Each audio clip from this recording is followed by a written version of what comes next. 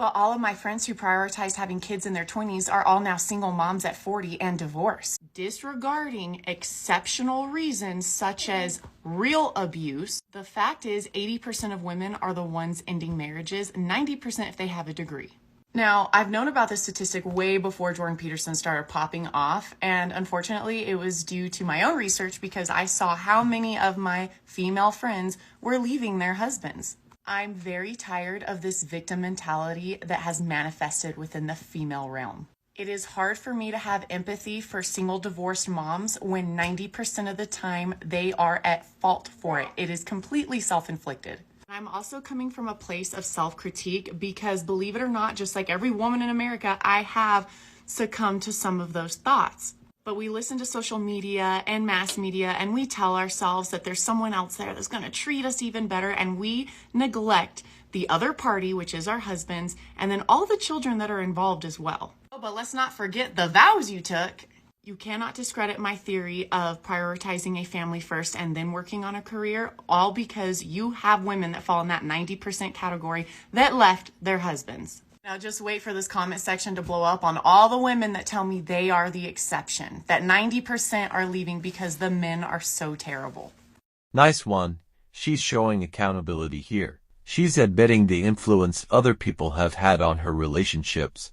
This is very true. Women are social creatures, much more than males, and their immediate social circle can easily influence them. Ladies, if you feel some type of way, you'd rather go ahead and have a conversation with your husband, listen to him and value him instead. It will serve y'all a whole lot better.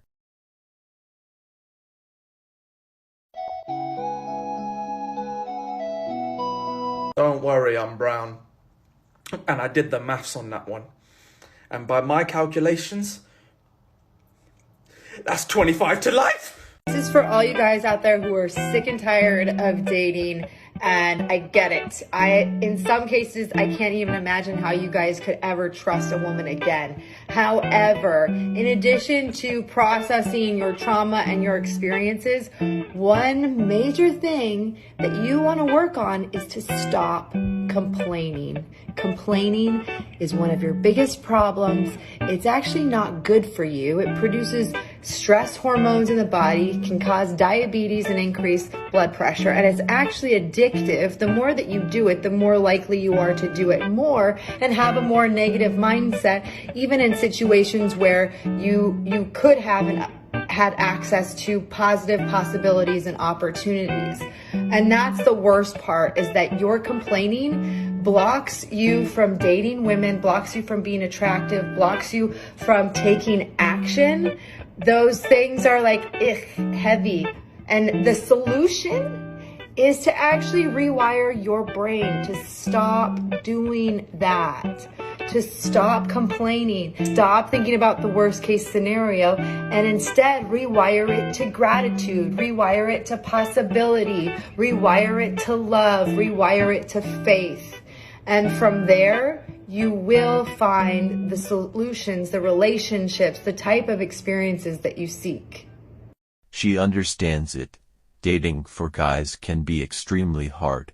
We have to go through a ton of rejection, which just gets tiring after a point. We even question if the whole process is worth it. I agree with her. If you don't make any effort, you lose by default. So take a break if you need to, but then get right back at it. Remember, we men are hunters and creatures of action. That is the happiest bride ever. If she's not happy to marry you like this on your wedding day, you're marrying the wrong one. Just kidding.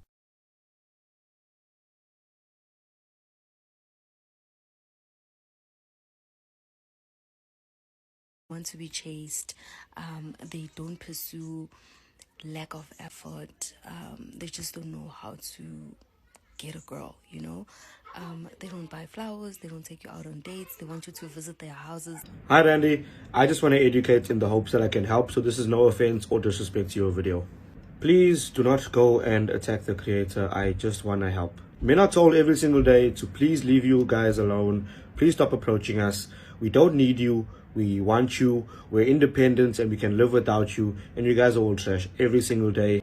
So as a collective, men are just simply walking away. until somebody comes around and shows genuine burning desire. Because up until most recent times, most men believe that if I'm persistent with the woman and I consistently pursue her, I consistently chase her, maybe she'll give in to me at some point.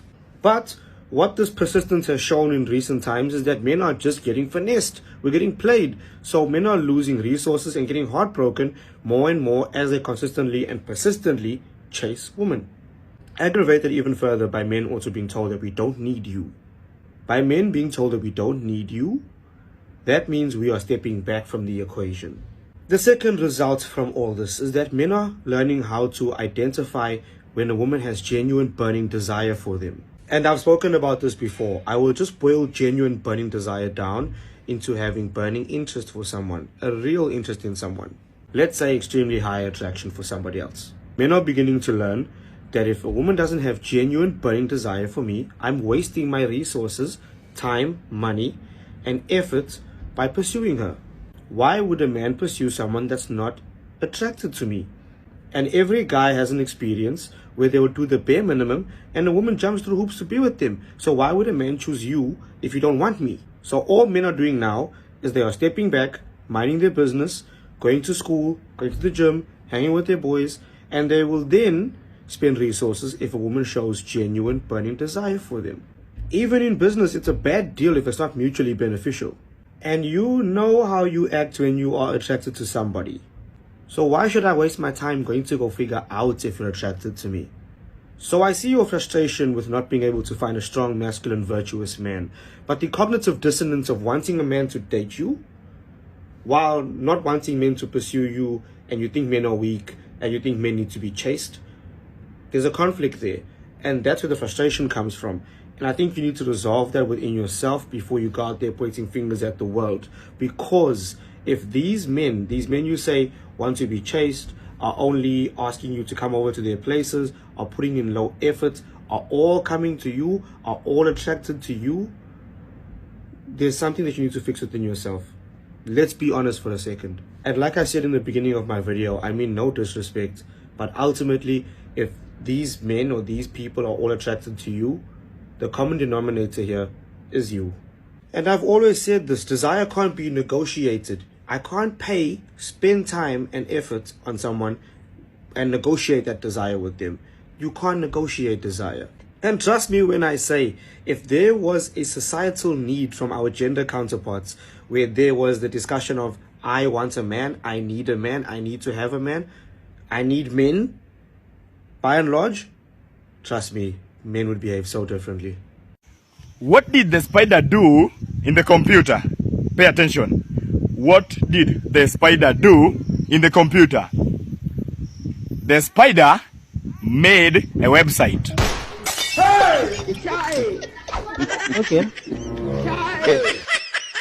All right, choosers, rejection. Let's talk about it. Many of you are on holiday now, probably seeing some beautiful women around you, but you're too afraid to approach. See, every time you let the fear of rejection win, you lose a point to your confidence. See those surfers over there? I've seen each of them fall on their ass at least once today, but that certainly did not stop them from getting back on the board and trying again. And guess what? Those who don't get back on the board are worse for it. See, after you've fallen on your ass about 10 times, you no longer really fear it. It kind of just becomes normal. It's no different when approaching women. The first rejection hurts the most, but after a while, you kind of just get used to it being a part of the game, and your confidence starts to win over your fear. And that, chooser, is when the world becomes yours. She used a good example with the surfers, and it's true the first couple of rejections hurt the most.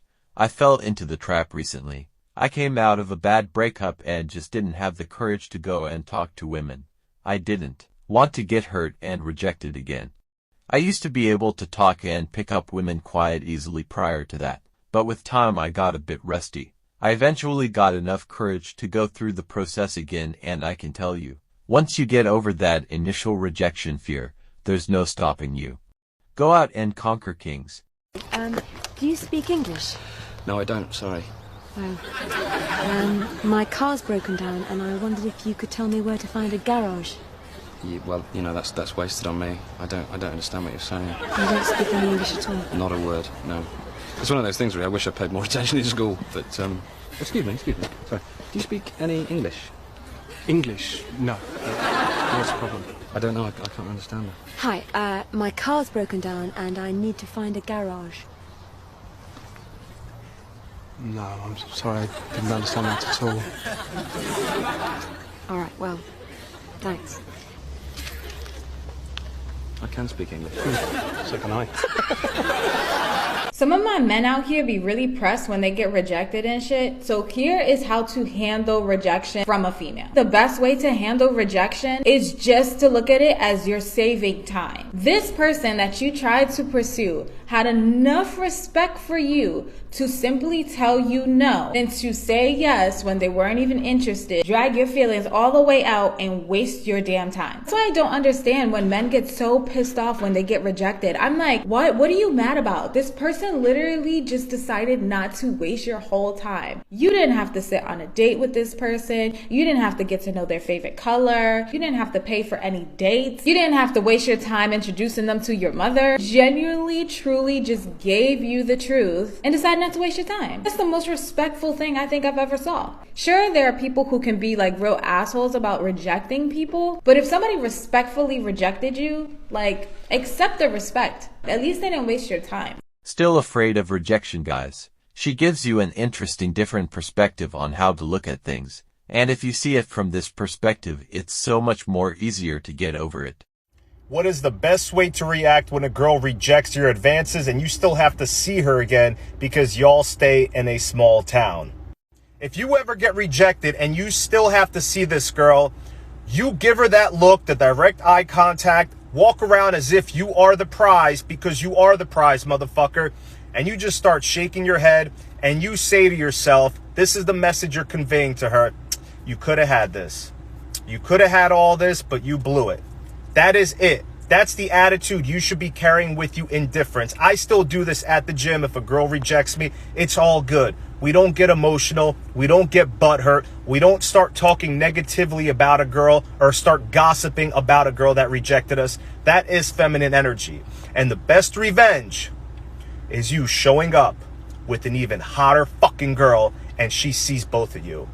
Or several girls, it doesn't matter. You can change it up every week, every month, whatever you want to do, bro. But when they constantly see you with an even hotter girl, now they start having regrets. They're like, who is this guy that I rejected? What is so good about him? How is he mysteriously confident? How is he getting all these beautiful women? Man, I really missed out. I blew my chance.